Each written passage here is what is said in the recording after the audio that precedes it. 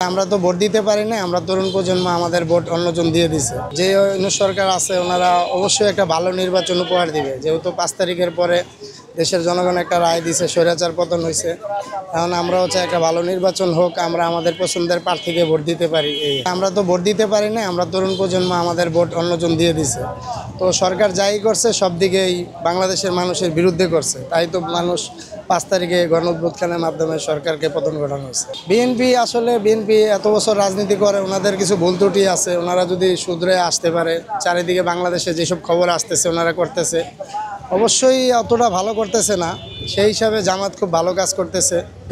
আর আমরাও চাই যাতে জামাত বিএনপি যেই আসুক দেশে, যাতে আমরা ভালো থাকি, দেশ ভালো থাকে, এই আশাই করি। আমাদের রাজনীতি খুব ভালো লাগে, তারা তো কোনো ঝই ঝামেলার ভিত্তিতে নাই।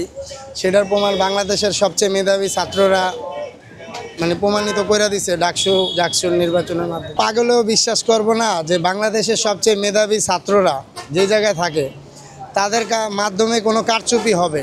এখন তো স্বৈরাচার নাই, আর ঢাকা বিশ্ববিদ্যালয়ে স্বৈরাচারের কোনো দোষরও নাই যে কেউ ক্ষমতা দেখাবে। সাধারণ জনগণ ইচ্ছা করেই সাদিক কায়েম সহ শিবিরের ভোট দিছে। অবশ্যই তাদের কাজকাম ভালো লাগছে, এই কারণে সবাই মিলা যদি হিন্দু মুসলিম ভাইবে মিলা যদি আমরা দেশ আগায় নিতে চাই, তাদের পূজা তারা করবে, আমাদের ঈদ রোজা আমরা করব। এটা মনে করেন যে এটা আমরা রাজনৈতিকভাবে নিলে হবে না, এটা ব্যক্তিগতভাবে নিতে হবে। যেমন আমার যদি এলাকার প্রতিনিধি হই, আমি পূজা মণ্ডপে গিয়ে হিন্দু ভাইদেরকে জিজ্ঞাসা করতে পারব না যে আপনাদের কোনো ঝামেলা আছে কিনা, কেউ ডিস্টার্ব করে কিনা, এটা খোঁজখবর নিতে পারে।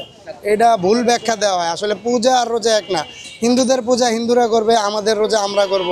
এটাই কোনো ভেদাভেদ যাতে আমাদের না থাকে, কারণ আমরা সবাই চাই দেশ ভালো থাকে। ভবিষ্যতে আমি চাই একটা জবাবদিহি সরকার, যেন জবাবদিহি যেই কোনো বিষয়ে দুর্নীতি না হয়, দেশের টাকা বিদেশে পাচার না হয়, সবাই যাতে শান্তি শৃঙ্খলা চাঁদাবাজি মুক্ত একটা বাংলাদেশ আমরা চাই।